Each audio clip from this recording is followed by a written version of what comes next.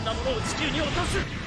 地球に残った連中は地球を汚染しているだけの重力に魂を縛られた人間だ。しかしシャア・ズナブルが出世しようというのだよ。なんて器量の小さいことを。地球の飲みは駆逐せねばならん。なぜそれがわからん。アクシスに接岸、内部から破壊する。ライトめ、何をしようとしている。逃がすか。アムロ。สวัสดีครับผมโตโร่คอมมัสึครับกับคอมมัสึกันดั้มชาแนลกันพาบ้านๆวันนี้เรามาดู RG กล่องนี้ครับ RX93FF New Gundam Long Range Fin Funnel เนาะแล้วประเด็นสำคัญของผมในคลิปนี้เลยก็คือ Gundam Size F คืออะไรก่อนอื่นเนี่ยผมขอย้อนกลับไปถึงการได้มาของกล่อง RG RX93FF กล่องนี้ก่อนนะครับคือเพื่อนผมเนี่ยเขาหิ้วมาให้จากญี่ปุ่นเนี่ยผมดีใจมากเลยว่าราคาเนี่ยอยู่ที่ประมาณ 1,200 บาทถือว่าคุ้มค่าเลยทีเดียวเนาะนี่คนเนี้ยครับหน้าตาแบบเนี้ยไม่ใช่คนญี่ปุ่นนะคนไทยนี่แหละถึงแม้ว่าจะออกมาแนวแบบผู้ช่วยคนสนิทของอาจารย์โอซามุก็ตามคือสภาพกล่องตอนรับมอบเนี่ยยังคมกริบ 100% อยู่เลยแต่พอดีวันนั้นรับมอบกันดื่มหนักไปหน่อยเนาะมีเพื่อนผมอีกคนนึงน้ำหนักประมาณ90 กว่ากิโลนี่แหละคือเผลอนั่งทับกล่องเข้าไปอย่างจังเลยผมนี่รีบกระโดดมาเช็คเลยปรากฏว่าโชคดีมากเลยสภาพข้างในนะครับมัน 100% เลยเนาะคือแผงเพิงยังอยู่ครบชิ้นส่วนไม่มีหลุดออกจากรันเนอร์เลยแต่กล่องสภาพกล่องมันจะมีแบบเละไปตามสภาพแหละเนาะไม่เป็นไรอันนี้ผมเป็นคนที่ไม่ค่อยเก็บกล่องอยู่แล้วไม่ค่อยสนใจเท่าไหร่เรื่องของความคมของกล่องเนาะแล้วผมก็จะมาสะดุดกับภาพข้างๆของกล่องเนี่ยครับปกติภาพของข้างกล่องนี้จะเป็นการโพสท่าของกันพลาในกล่องนั้นๆเนาะหรือไม่ก็จะเป็นภาพเกี่ยวกับอาวุธแล้วก็ของแถมต่างๆภายในกล่องเนาะแต่บอกว่าของเนี้ยมันมาเจอกับภาพของเหมือนกับโซนร้านค้าคล้ายๆกับพวกบูธงานแสดงกันดั้มนะครับคือคุยไปคุยมาก็ได้ความว่ามันคือโซนขายกันพลาในกันดั้มไซส์ F แล้วกันดั้มไซส์ F เนี่ยมันคืออะไรเนาะก็ได้ความว่ากันดั้มไซส์ F มันก็คือสถานที่แห่งใหม่ที่มีการรวบรวมข้อมูลรายละเอียดต่างๆแล้วก็สินค้าของกันดั้มโดยเฉพาะตัวของ RX93FF นี่แหละครับโดยการสร้างกันดั้มไซส์ F เนี่ยจะมีการออกแบบและตกแต่งให้เป็นคล้ายกับตัว Space Colony ที่สามารถมองลอดมายังอวกาศได้ผ่านจอมอนิเตอร์ขนาดยักษ์นี่ฟังแล้วแบบเก๋มากเลยทำให้เรารู้สึกเหมือนว่าได้รับการสัมผัสการเดินทางบนอวกาศอย่างแท้จริงเนาะภายในกันดั้มไซส์ F เนี่ยจะแบ่งเป็นโซนต่างๆก็คือโซนแรกเป็นบริเวณทางเข้าจะมีกันดั้มขนาด1:12ตั้งอยู่ 2 ตัวจากชาร์ลส์ก็เดอร์แท็กนั่นแหละครับก็คือโมบิลสูตรสามัญประจำบ้านนิวกันดั้มแล้วก็ซาซาบินั่นเองโดยรายละเอียดที่ทำบนตัวกันดั้ม2ตัวนี้จะยึดเอาตามรายละเอียดของ RG ครับก็คือเรียลเกตนี่มีรายละเอียดแบบไหนสองตัวนี้ทำเหมือนเลยไม่เว้นแม้แต่ว่าส่วนที่เรามองไม่เห็นจากภายนอกเนาะอย่างเช่นเป็นส่วนที่เป็นส่วนใต้กระโปรงก็ตามโซนต่อมาก็เป็นโซนของ Space Monitor เป็นจอขนาดยักษ์ที่จะเพิ่มความรู้สึกของการอยู่บน Space Colony ครับให้เรามีความรู้สึกว่าเฮ้ย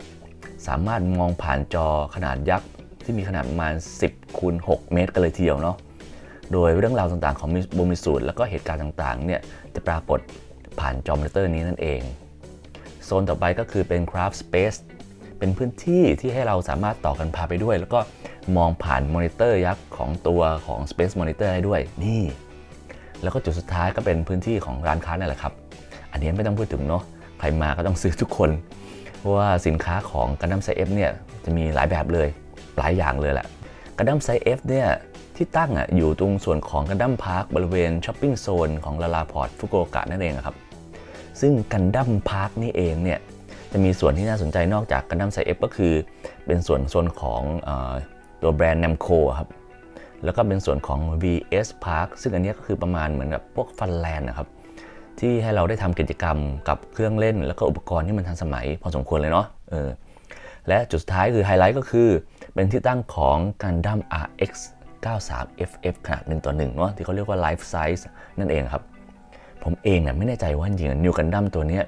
ถูกสร้างมาเพื่อกันดั้มไซส์ F หรือกันดั้มไซส์ F เองเนี่ยสร้างมาสำหรับนิวกันดั้มตัวนี้เนาะอย่างตัวย่อ FF ใน RX93FF เนี่ยก็อาจจะมาจากคำว่า Long Range Fin Funnel เนาะหรือก็อาจจะมาจากคำว่า Fukuoka Factory ก็ได้เนาะอารมณ์เหมือนกับ Yokohama Factory เนาะ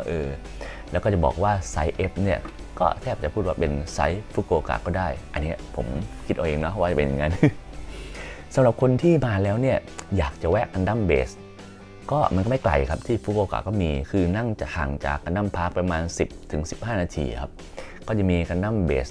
ที่ฟุกุโอกะนี่แหละเป็นแห่งที่2ต่อจากโอเดบะเนาะเพื่อนๆคนไหนที่มีโอกาสเนี่ยก็ลองมาสัมผัสมาชมดูว่ามันแตกต่างกันยังไงเอาล่ะผมว่าได้เวลาเปิดกล่อง2แผงกันละเดี๋ยวมาดูกันว่าข้างในเนี่ยจะมีแผงมีสีสันมีขนาดมีสติ๊กเกอร์หรือมีของอะไรบ้างเรามาดูกันเลยครับ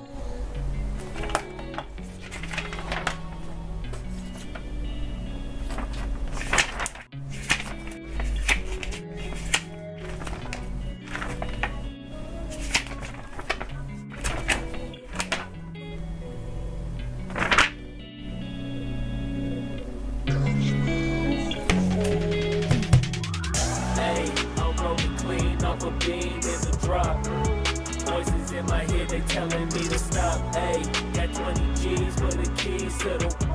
What do you do when Captain turn your lover to a op, ayy? I'm rolling clean off a beam in the drop.